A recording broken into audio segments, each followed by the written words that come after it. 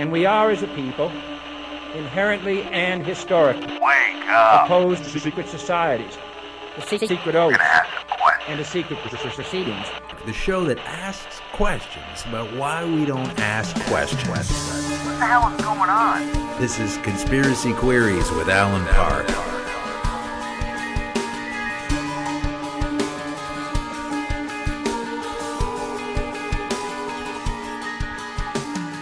Welcome to Conspiracy Queries with Alan Park.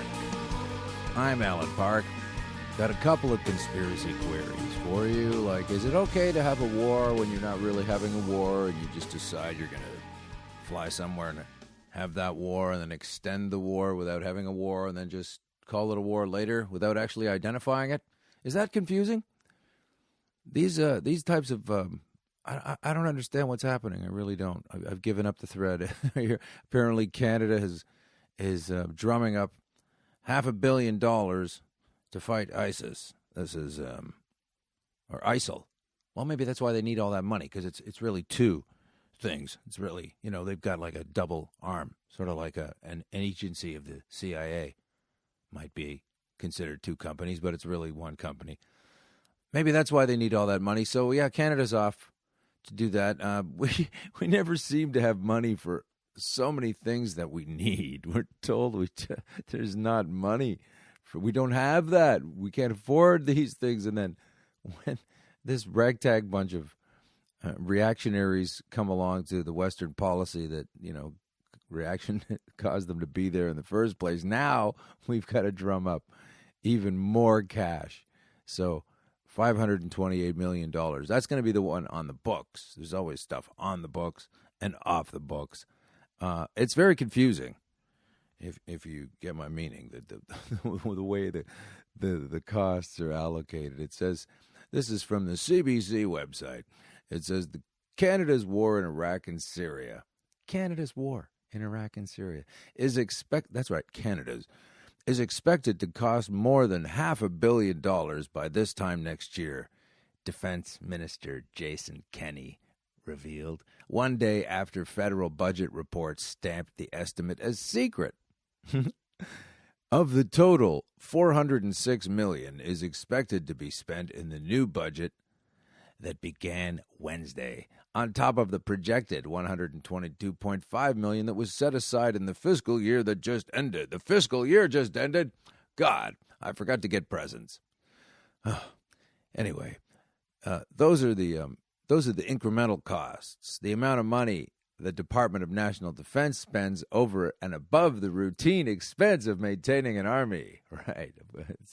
Well, that's the thing, isn't it? Yes, we can afford to maintain the army, but if other things come along, well, we'll have to get more money. Well, you can't afford the army then, I guess. Like if you can't afford the $150 for an oil change, you can't afford a Porsche, even if you could afford the Porsche when you bought the Porsche. Or is it Porsche? Should I say Porsche? Says the Federal Treasury Board's plans and priorities report for the coming fiscal year showed the price tags for overseas operations in both the Middle East and Eastern European missions remain classified. Yeah, we all want to do this. Sure, we're behind the mission. We just don't really want to know how much it costs. Well, that's the trouble with when the government buys things anyway. There's always a problem when the government buys things. If it's the jets, the F-35s that were going to cost, initially they were going to cost $9 billion, I think was the number they threw at us only to protect us. And then it became $12 billion, and then it was $18 billion, still in the estimate phase, and on, up and up, until they start denying how much it is going to really cost. And then it blew up so huge, I think it came off with about $65 million before they pulled the plug on the thing. Or did they? It's not really clear. It's hard to know. They did press the reset button on the expenditure aspect of it. That's what they said they were doing. They were pressing the reset button. Rona Ambrose came out. She's the minister of saying things that were told to her. She came out and said some things that were told to her. And Peter MacKay said some things. He's the minister of I really should be the prime minister, but they won't let me. That's the minister of Peter MacKay.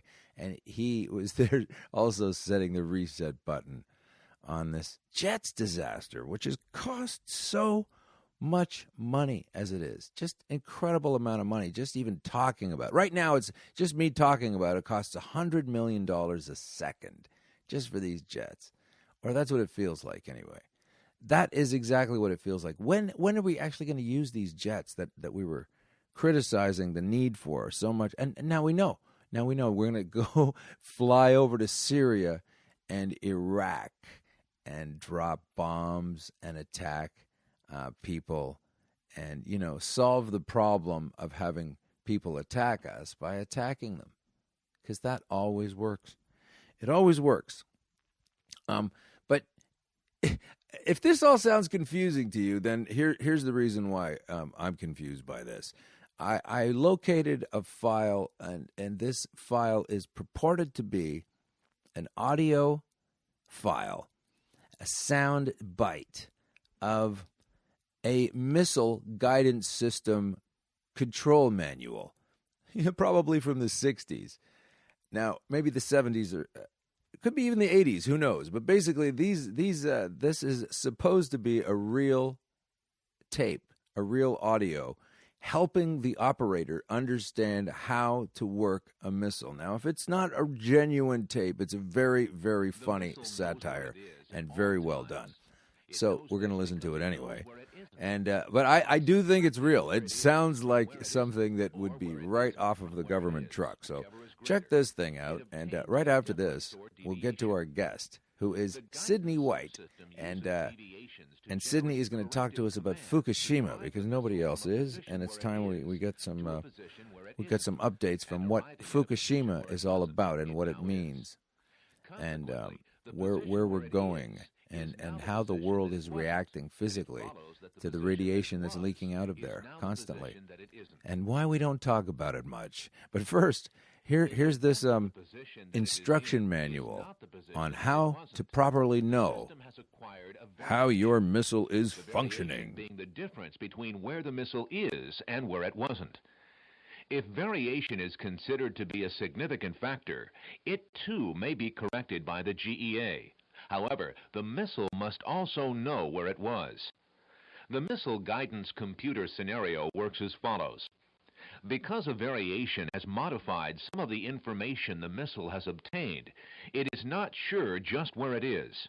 However, it is sure where it isn't, within reason, and it knows where it was. It now subtracts where it should be from where it wasn't, or vice versa. And by differentiating this from the algebraic sum of where it shouldn't be and where it was, it is able to obtain the deviation and its variation, which is called error. And now let's go to our interview. As we all know, you teach a special class at the U of T, and this was an extra class you threw in because there's a lot of bad, dire information out there, although you'd never know it because it's never really on the news. I mean, not since things erupted back in March 2011. So things have been, we were led to believe, getting better, and they're working on things and transporting rods, and then they don't mention it much in the news. But what kind of things have you been hearing, Sydney? Well, I apparently am the only one in this region giving out any information at all, but that's nothing new because they didn't give out any information when they were testing over 2,000 bombs either. And we had almost that much fallout going on in the 50s. And now we've got another huge dose with Fukushima. Plus, we've had 7 accidents since 1975 in the nuclear plant. So, as I said, the 11th commandment is, thou shalt not know. So I seem to be the only one giving out any information as to how to keep your life extending under the enormous fallout that nobody is mentioning, nobody is talking about, and of course it's always much worse than what they will tell you. So that's the gist of it. And the second horror is that they're persisting in building many more plants. And as Rosalie Bertel said, nuclear plants themselves are weapons. They leak from the very day that they're built. They have horrible cost overruns, and they can be interfered with now. This is what happened with Fukushima. Interfered with? What do you mean interfered with?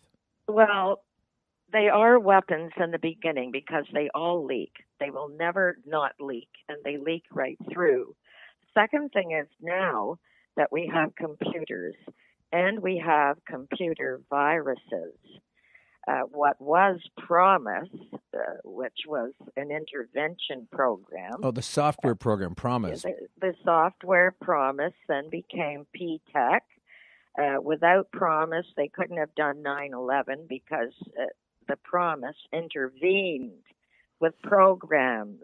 After it did 9/11 and intervened, it became PTEC. It was given another name. It's like Blackwater becomes XE or whatever, that kind of thing. No, it's not. It's nothing to do with Blackwater. Yeah, I get the analogy. Just let me finish up so I can complete what happened with it. So after it did 9/11 and the put options, they gave it another name of PTEC. Then it became Stuxnet. And as it became Stuxnet, they were using it to intervene mostly with the Siemens program from Germany, and that is in many, many, many nuclear plants. And of course, then it ended up being taken to Japan and interfering there. The second thing that happened after the malware was used in Japan. You're talking about during the earthquake. It's called malware because it means malicious, malicious software. It can intervene and stop any program that it wants to, and this is what happened in Japan. And not only that, but the sensors, the new sensors that were brought to Japan from Dimona, were noticed as being extremely large and heavy, but they were to be put in small rooms. And the excuse given of their size was that they were stereoscopic, but they were the size of sensors that would have been used on an airfield, not in a small room. Consequently, what happened, I'm believing, and other people are believing, they had small nukes in them. And to back that up, Christopher Busby has also said that there was a nuclear explosion at Fukushima. So I don't believe it was an accident, and there are many experts that don't believe it was an accident either. Okay, let me get this. Is it a nuclear explosion right at the plant or a nuclear explosion out in the ocean that caused the earthquake, that caused the tsunami? No, in one of the containers. Okay. Wow, okay. A nuclear container. Sure. And so the other thing, of course, and MIT, the Massachusetts Institute of Technology, has papers concerning the fact that HAARP was used in that vicinity to heat up the ionosphere for 3 days running just before Fukushima. Now, where could we get some kind of, where do you get that kind of information? I have the documents in my files. That HAARP was used to heat up the Fukushima area 3 days before it blew. That's right. Huh. In all the years I've been investigating, I have about 300-400 files here, and I'm very organized, and I know where to find things. All right, well, don't say where here is, or someone will come and take them. Anyway, so that's what PROMIS is, and that's the software, and you're convinced that the software that has mutated from these different ownership and proprietorships was the Stuxnet that triggered this attack. Let's put it this way. Stuxnet stopped the valves from operating. It can interfere with any program that tries to make the damage less. It interferes. And you don't even know that it's in your program. It shows no signs of being within your program. Well, here's something that's within the program, a break, and we're going to take one right now. You're listening to Conspiracy Queries on Channel 167 with Alan Park. We'll be right back.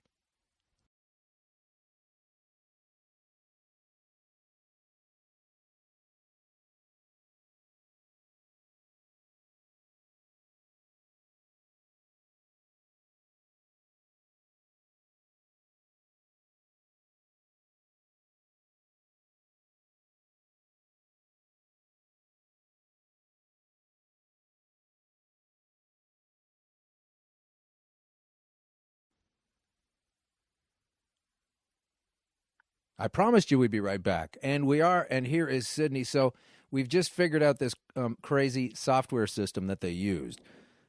Now, if I'm just clearing up, if I'm not too mistaken from what we had in the first in the segment there, what you're saying is HARP was used to treat or heat up the area of the Fukushima area 3 days prior to the earthquake that caused the tsunami that eventually hit the power station, that inside of which we had a nuclear blast also going off there. Yes, in one of the containers, yes. I'm guessing number 4? I'm not sure. It might have been 3. Okay. I'm not absolutely sure. I don't have all the papers in front of me. Okay. But that's basically those 3 things were going on. And actually, the earthquake was not a number 9, no. According to MIT, there were 3 small quakes inland, not at sea. Oh. They were in the degrees of 5.68, 5.58, 5.63. There was no 9 quake. And they were the 3 simultaneous quakes. And they were all upgraded and said they were 9s. And then the epicenter was moved to the ocean. What nonsense. There were no structures destroyed. The only damage came from the tsunami. Yeah. Now, a nuke could have been detonated in the Japan Trench. Yes. But as far as the number 9 quake, no, it was not a number 9 quake.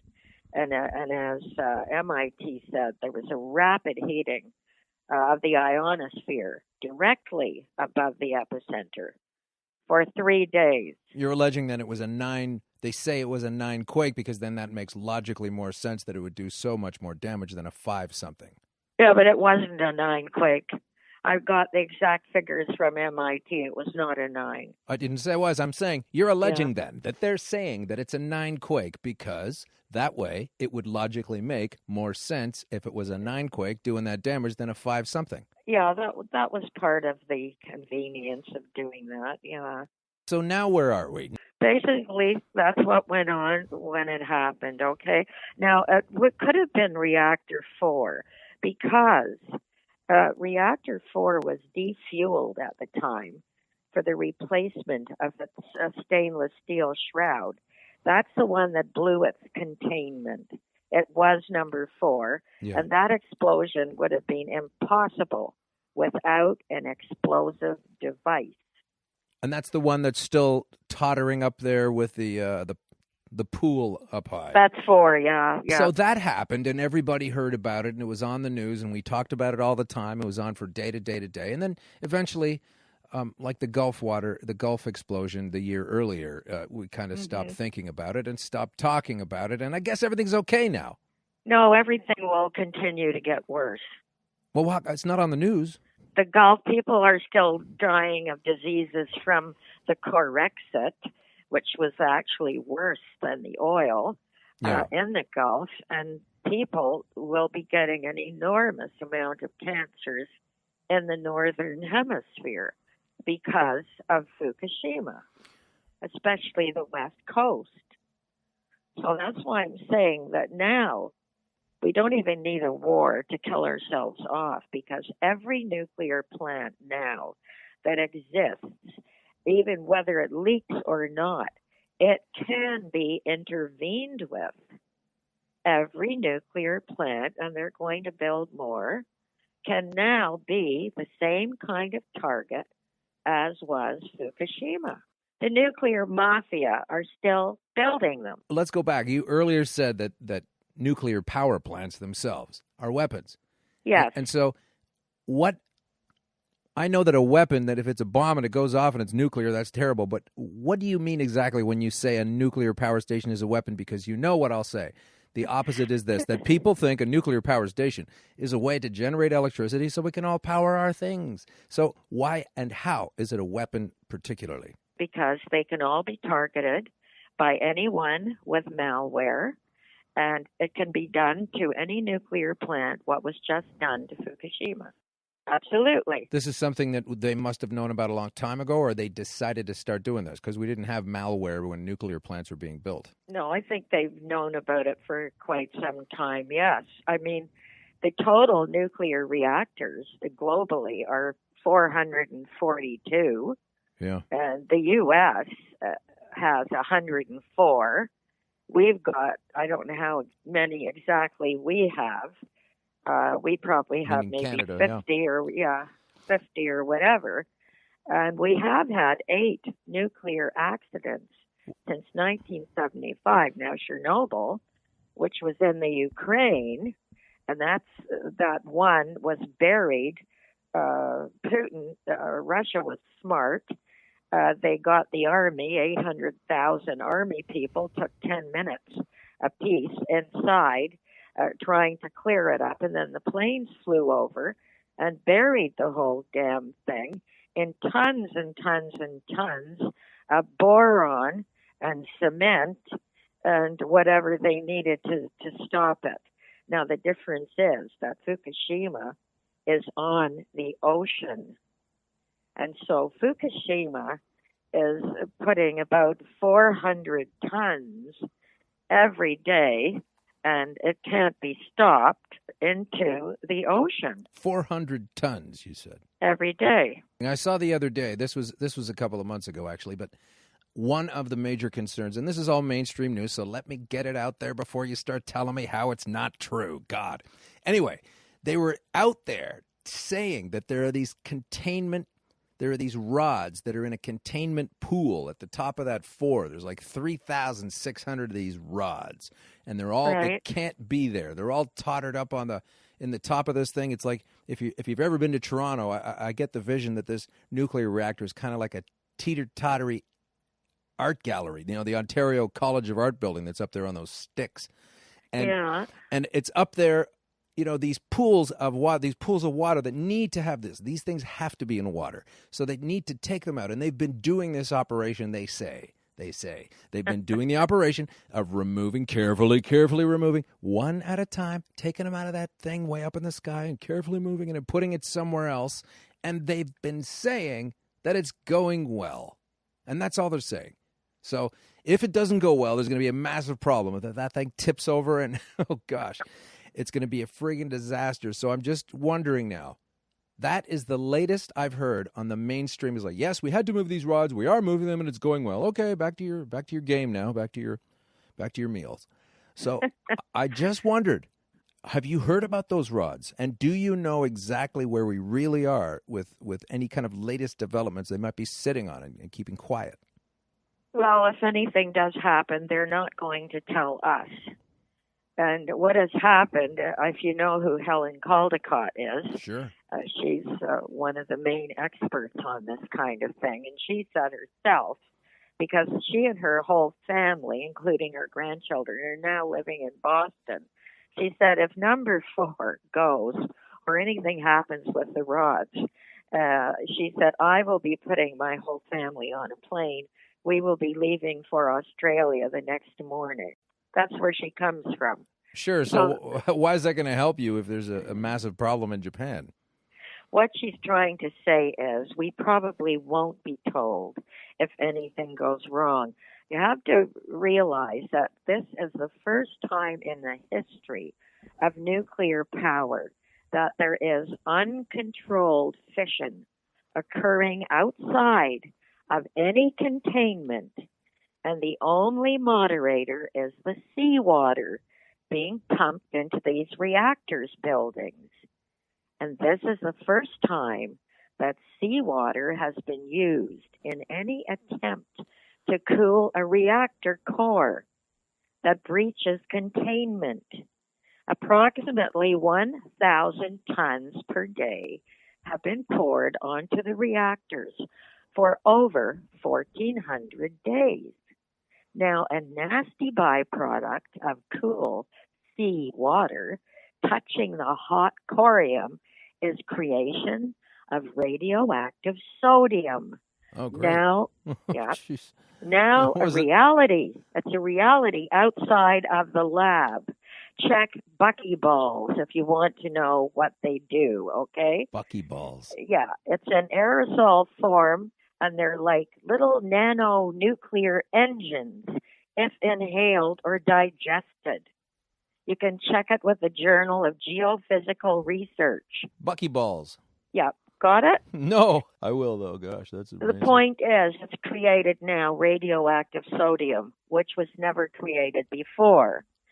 So the weight of the fuel rods in each reactor core is in the tens of thousands of tons. And each spent fuel pool contains hundreds of thousands of tons of spent fuel rods and casings. Now, the amount of fuel outside the containment is in the hundreds of thousands of tons. Reactor 3 was using special fuel, commonly called MOX. I suppose you've heard that name. Yeah. MOX fuel, which contains higher levels of U-235, uranium. Okay? Okay. The regular ratio of plutonium in fuel for the other reactors was about 2 to 3%. MOX fuel contains 6% to 7%, giving a real boost. However, the reactors were only designed for the standard ratio.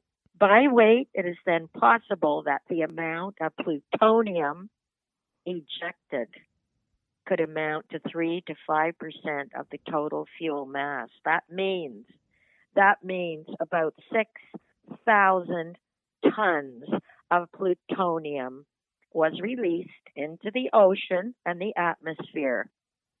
Now, if you want to know about plutonium, it's quite simple. 20 pounds of it can kill everything on the planet. And every nuclear plant they have built produces a lot more than that every year, sometime up to 20 tons.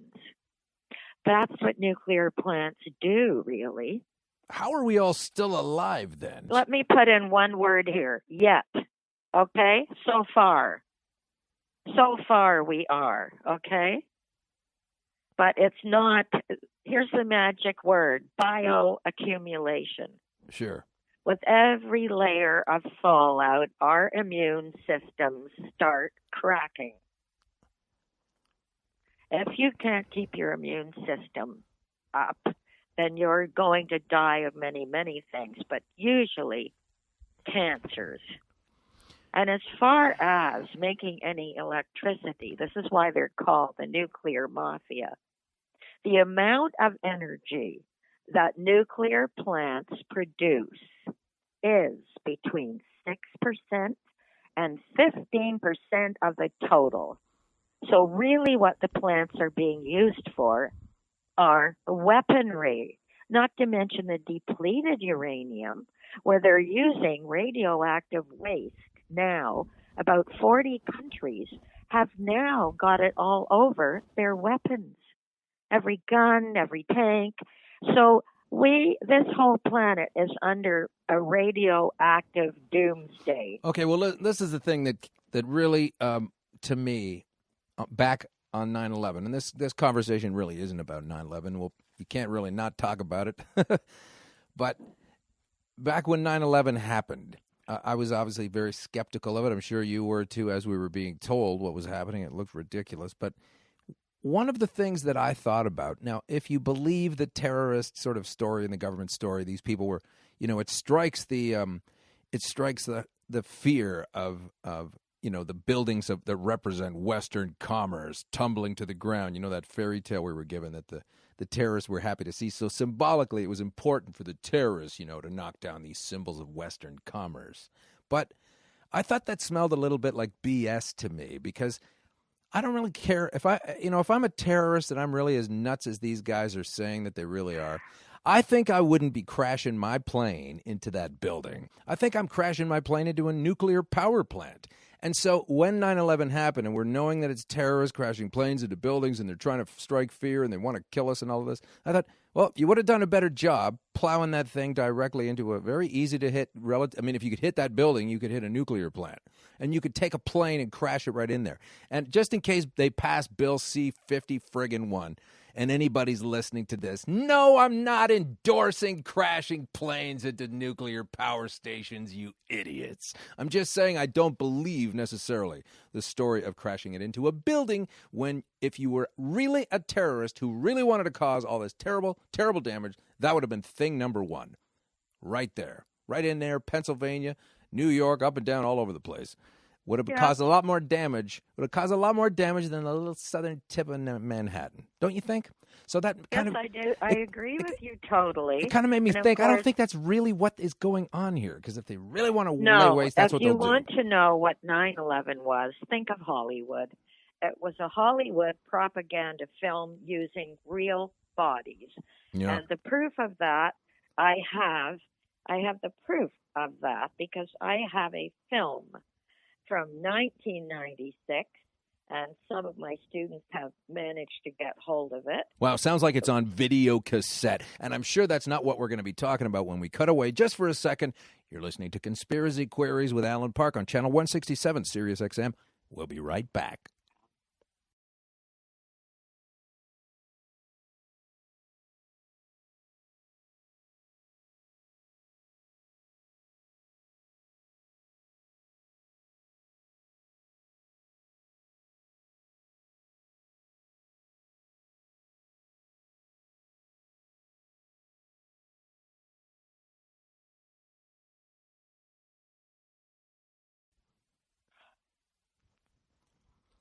We are back.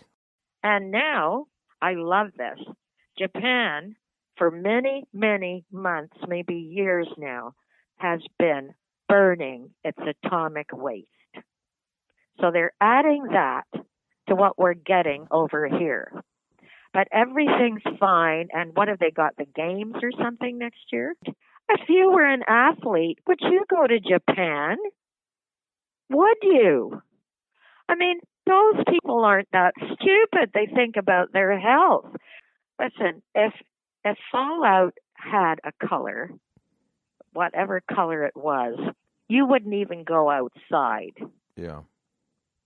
Trust me, you wouldn't go outside. But it's in the house too, right? Of course, it's everywhere. Unless you have a really good filter. And I don't know how many filters can remove Fallout. Possibly some of it. I'm encouraging, please, if you know nothing about Geiger counters, if you know nothing about Fallout, please get on the net, get books, do whatever you have to do.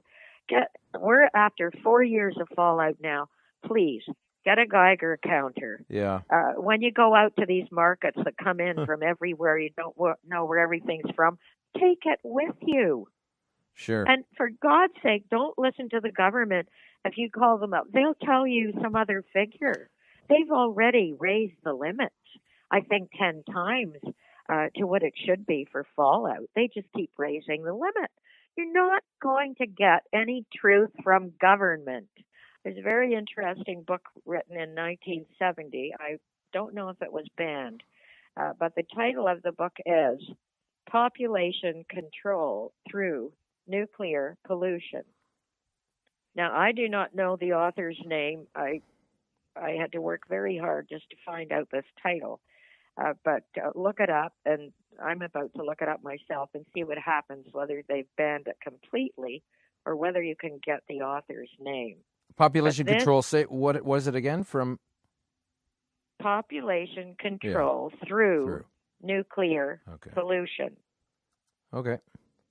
And so if you can get that, that would be good. And Not if you're trying to go to sleep right away, but yeah. Pardon me? It's okay. Okay.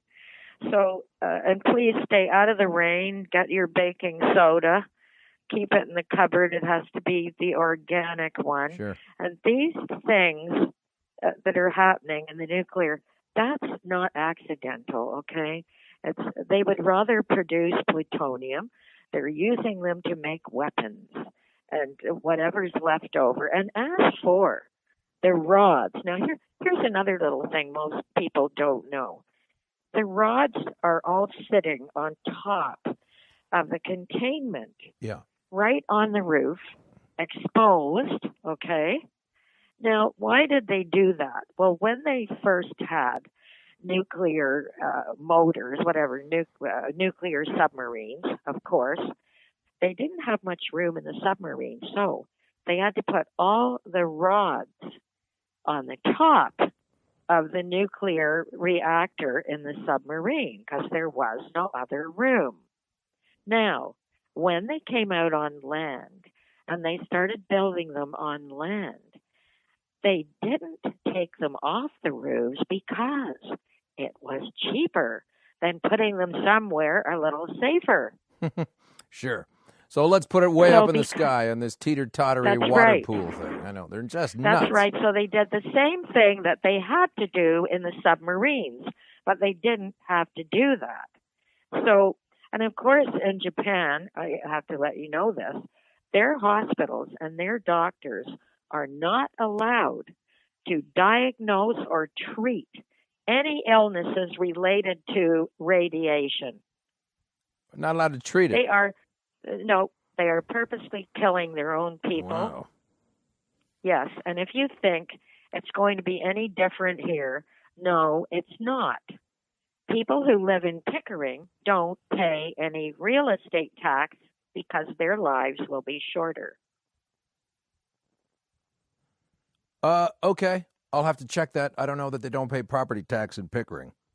Yeah, look it up. Okay. Well, they may not even tell you. Now, a lot of this research, especially about Japan and TEPCO, I want to give credit to a guy who works very, very hard, even though he owns his own company. He's put a lot of research time into a lot of this information about these plants and what is going on in Japan. And he's one of my students, and his name is Brad Blaney, Blaney. Okay.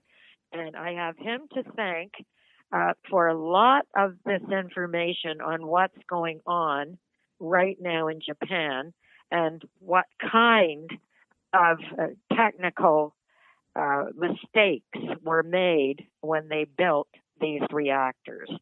So, Brad, if you're listening, thank you very much for this extra information. I just want to say too, though, that I took a quick look, and they do have property taxes in Pickering, so don't rush over there, folks. They do have property taxes on their houses. Well, depends on what part. You can look into it, but I've been told that by an insider. Okay. You may look them up in the general documentation, and you may see that. But I think you would have to have somebody leak some of that information to you. Okay. Because like in Port Hope, people in Port Hope cannot sell their homes. They are unable to sell their houses. They cannot leave because the leakage in Port Hope has been in the water for so long that there's not one house in there that anybody would buy. The leakage from what? Port Hope, the plant there. Oh, their own nuclear plant. Wow. That's right. It's been leaking for years, and when we go through Port Hope, we go to a restaurant. I tell everybody, do not drink the water they're putting on the table. Wow. So maybe they sell their houses, but only to someone else in the same town, and they may be trade, but nobody else is moving in there, right? I mean, even in the Star, and that was amazing. A few months ago, they had a whole section on all these homeowners in Port Hope that can never sell their homes, not to mention what kind of diseases they may have. They didn't go into that. Yeah. So to say that they may pay property taxes in Pickering, all I have to say is if they do, they're being cheated because they shouldn't be. And at one point, they were not. But the government's so greedy, who knows what laws, they pass whatever is convenient for making more money. Sure. That's what it's based on. Making money. Now, sure. So I'd like to tell people before I'm through when I'm going to be returning for these free lectures, if you don't mind. Oh, I don't mind at all. I mean, that's why you're on the show. Yeah. So I will be starting up again. This is my 16th year at the university. Okay. So I will be starting up on Monday, April the 13th. And it will be between 6 and 8. And I will be doing 8 lectures. The last one will be on June the 8th. They will be about various subjects, but it will all be information that people normally do not get. So if you're interested, you can actually phone, and I will leave a message on my phone about a week before the 13th, and I will tell you what building and what lecture room we'll be in, and it will be in the vicinity of St. George and Bloor. Very handy to get This to. is a central downtown area, folks, right near University of Toronto, if not in University of Toronto. So it's pretty accessible for everybody. They're great lectures. They do touch on all these dark, terrible subjects, and you're wise to go and check it out if you can. Absolutely. And my phone number, Here it is. and I have been an investigative reporter all my life, and my CV will be on the schedule. When you come to the first class, you will get a complete schedule of what we will be doing. And my phone number is 416-787-0592. Do you ever get calls from people that you'd rather not get calls from, like people that have heard you somewhere and you gave your number and they just... Yes, I have. And some of them are just crackpots, and some of them, you get the usual death threats, once in a while. Yeah. But really, most of the people that come to my lectures are quite intelligent, often give me information that I don't have, and I welcome every bit of it. And it's a very nice group. Some of them have been with me the whole 16 years. Wow. And at the end of the term, we have a little party, whatever, at my place. I don't know if you've ever been to one, Alan. You may have been to one of them there. Leg of lamb? Pardon me? Will you be serving leg of lamb from New Zealand? Well, you never know because everybody brings something. The men bring the wine. The women bring whatever they like the best. And we usually have a good time. Okay. But yes, I'm highly recommending that. I'm serious. You would pay $10 each night for whatever meat you're getting. Yeah. So for a $40 leg of lamb, that will do anybody a week. So please think about it. And also, don't forget, there's the other 3 legs as well. So don't throw those out. Listen, Sydney, it's been great having you back on the show, and I'm glad you were able to tell us the bad news, as it were. And people need to pay attention. Yeah, it was a big event when it happened, and we were interested, and we watched CNN and everything. But now it's over. It doesn't mean it's really over. It's still going on, and it's even more important than it was before to know about it. The scientists have said it won't be over for 100 years, if that. And so, yes. So really think about it, people. There's nothing wrong with moving south of the equator, especially if you have young children. I would find out right now. Yeah. Well, that's good advice. They aren't going to tell you till it's too late. That's for sure. Okay. I'm talking to my grandchildren now, but, Do they come to your classes? Oh, no. They live in London, Ontario. Oh, okay. I have a younger son here, but my older son lives in London. But he's thinking about it. We're all thinking about it because it is important. And I would cash in every chip I have if you have young kids, even to give them 2 more decades of life, even if it's going to make the rounds and get down to New Zealand in 20 years. I would cash in all my money to give my kids another 20 years. Well, you know, in New Zealand, they have a very repressive, very similar to Bill C-51 kind of thing going through. It's still one of the Five Eyes nations. They still rat on each other. You get the same problems Edward Snowden was talking about here, and you can't escape that thing in these but you Commonwealth know what? countries. I agree, but there's such a thing as having priorities. Sure. I think I can cope with New Zealand, but I couldn't cope with watching my kids get cancers. Yeah. I have to have a priority here. And I've lived in Canada since I came back from the U.S., and I put up with Harper and Harris. Were they any better? No, not at all. Oh, my God, please. No. And now I've got fallout on top of it? No, if I have to make a choice, I can put up with these other morons as long as I can see my kids happy and healthy. Yeah, sure enough. I don't give a damn what they do. Yeah. All right.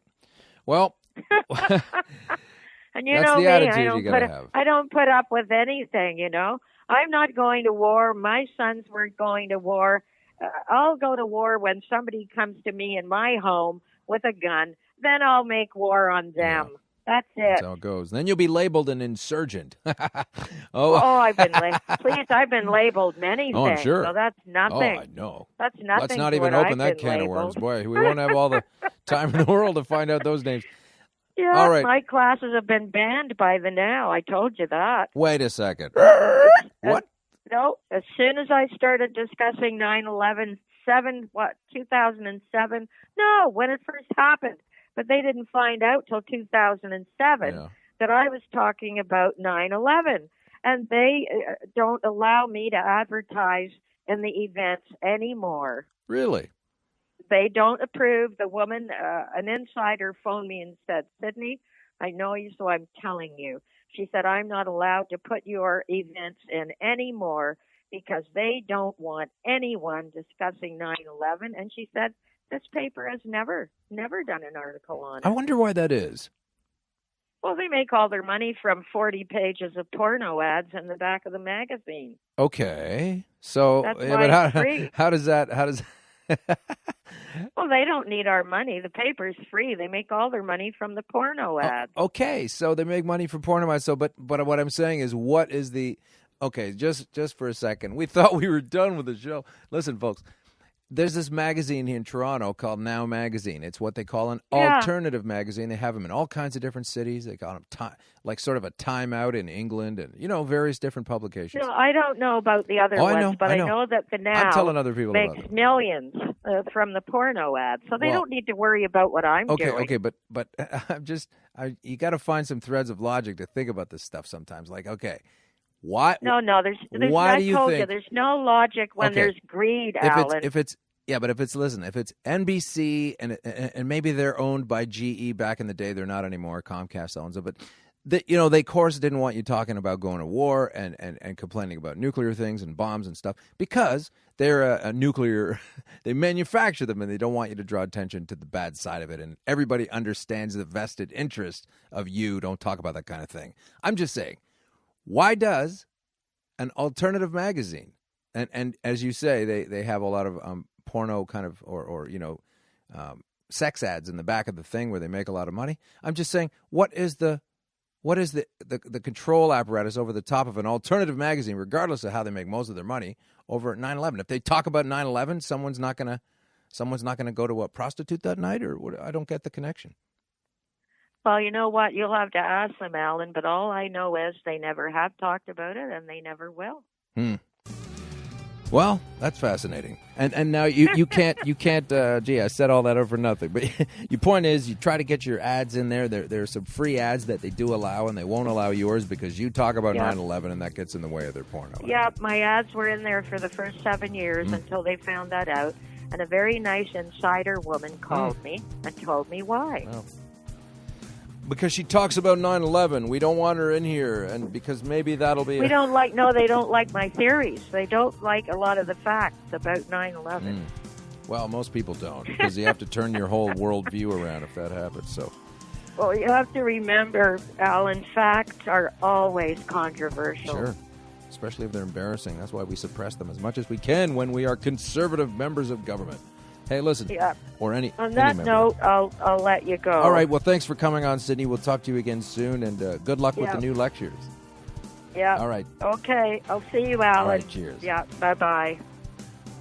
Thanks for listening to Conspiracy Queries with Alan Park. Please offer comments or complaints by emailing conspiracyqueries@gmail.com or on Twitter @con_queries or at our website, conspiracyqueries.com. Thanks for listening.